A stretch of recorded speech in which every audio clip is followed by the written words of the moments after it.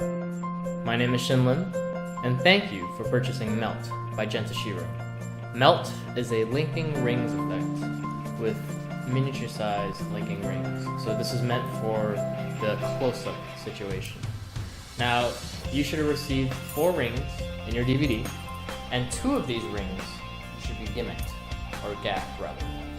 And we take a closer look, you can actually notice that these 2 rings have a slit.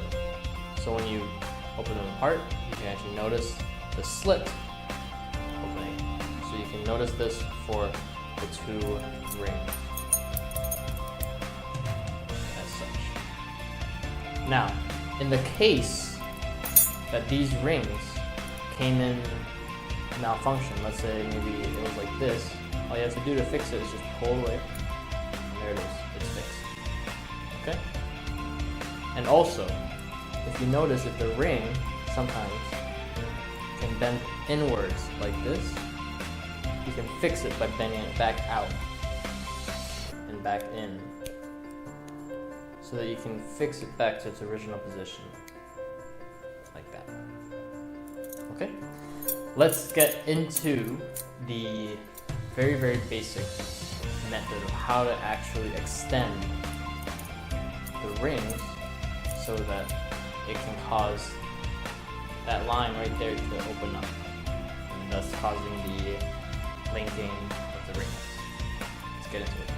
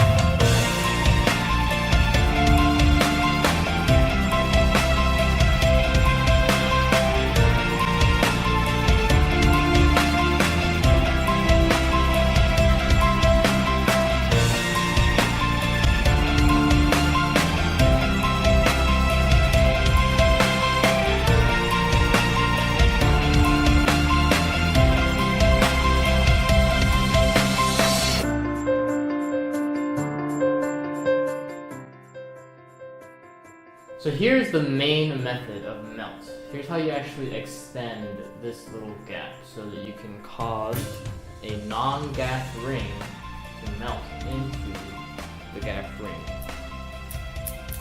Okay? Like this.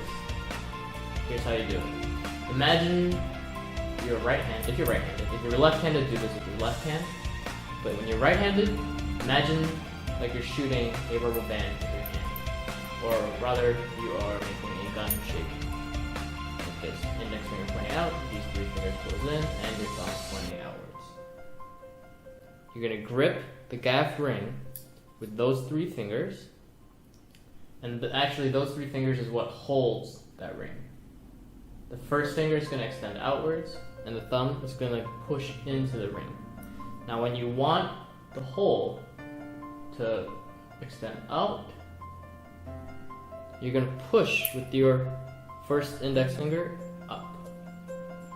As you pull down with your pinky, this causes this gap to get even bigger, okay? Like this. And that gap, as you can see over there,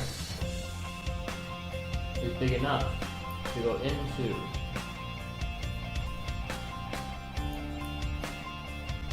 the non-gap ring. Now notice what I did over there. As I inserted this ring into the other, I made sure to let go of only the non-gap ring because it has a natural sound to it. Don't do this. Don't do the link, and then don't let go of the gap ring. You notice the sound, there's a difference.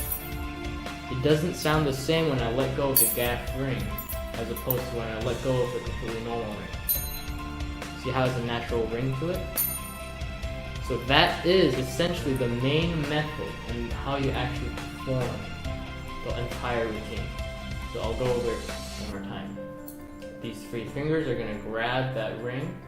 First finger is going to point out, thumb's going to contact the top edge of the ring. Now, the gaff line, which you can actually see as a performer, because you know the secret is right over here, it should be opposite of your thumb. Okay? Like that.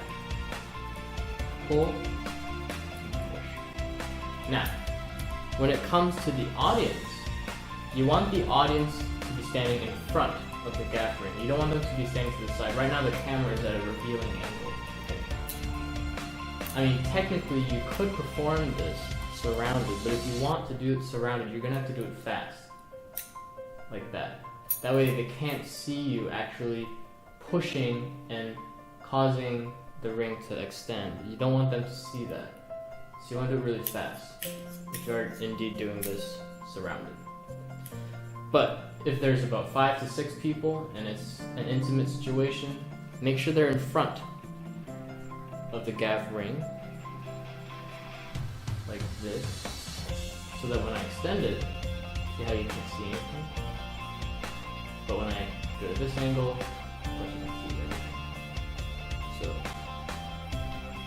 remove, insert, and let go of the non-gaff ring. Okay?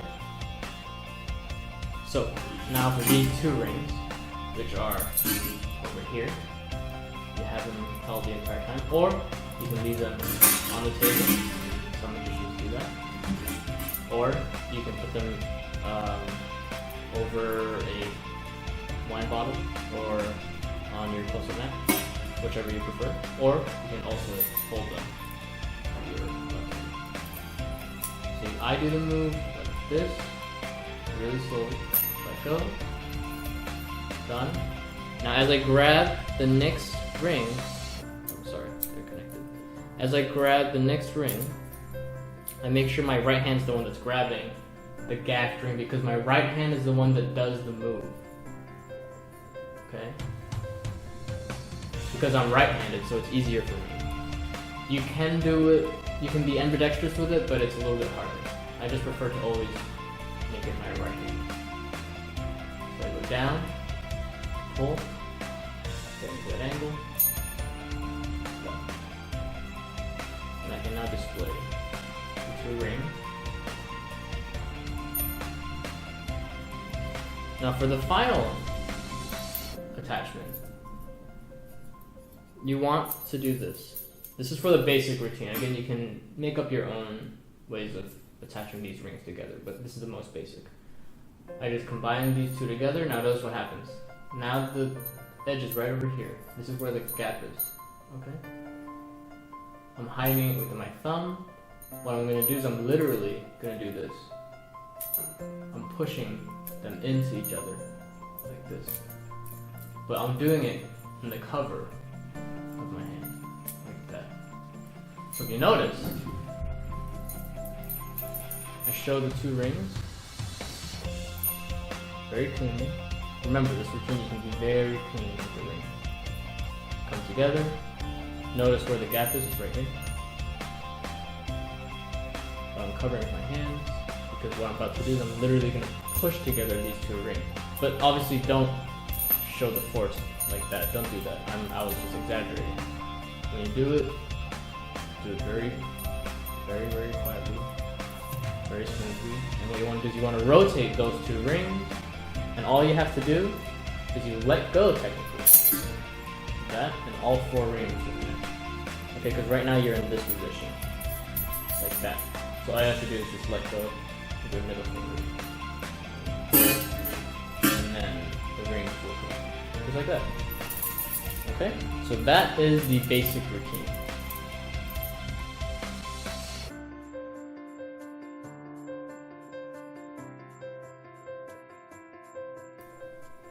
Okay, now that you have learned how to connect all of the rings together, there are many different ways to actually take them apart. Notice how the two gaff rings are now connecting with each other along with the non-gaff rings at the ends. The first thing you want to do is to disconnect the two gaff rings. So there's many ways upon doing that. You can secretly take it out, again, by doing that method where you cover it with your hand, cover the hole with your hand and then secretly pinch it out, like this. Okay, and then you can go and below, and then separate, right? So I'll do that again. They're connected, secretly unhook them without the spectators knowing, and once you know that they're unhooked, you blow, and then they separate. And then you go and do the one by one separation. Now you want to separate them individually. Here, again, there's many ways you can do this. One of the main ways you can do is literally by just seeing where that hole is, right? Right over here. Noticing where it is, contacting it directly against, contacting that hole directly against the ring, and then literally pulling it apart.